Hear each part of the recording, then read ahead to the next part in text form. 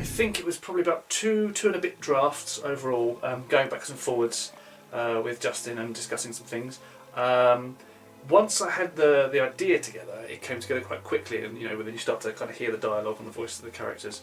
So yeah, it was a fairly quick process all in all.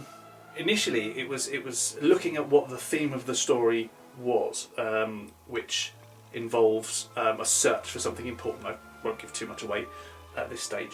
And the point of that then, researching some kind of mythology and stuff like that, looking at what could be used as a framework, I hit upon a particular Wagner opera, which featured in the first draft fairly heavily and was kind of watered down in the exchange on the drafts.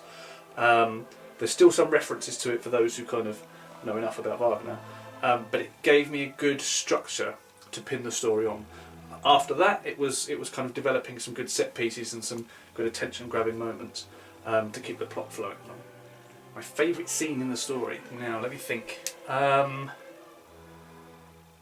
There's some really nice dialogue between the Doctor and Perdita at the start that I really liked.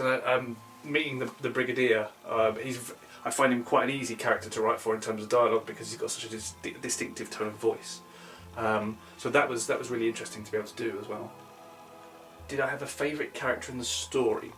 Probably the Brigadier, because he was so easy to write for. You've got the voice, Nicholas Courtney, already there in your head, and it's so clear that the dialogue kind of writes itself almost.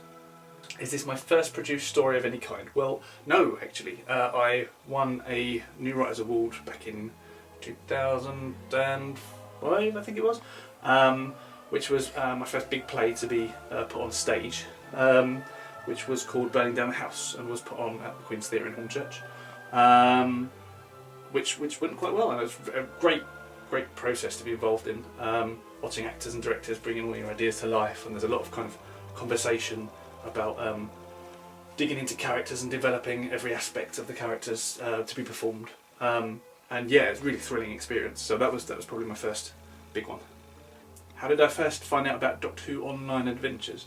Well, I got involved as a voice actor for the One Fine Time Lord production, which is how I came to know Brendan, and how I became involved in writing for DrWho Online.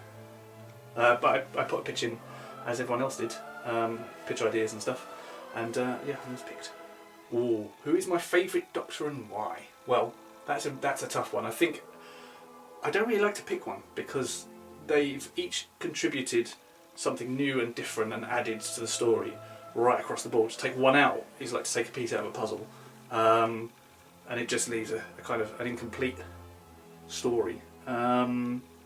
There's favourite stories for each Doctor, and yeah, and so I don't really like to pick a favourite Doctor, if I'm honest.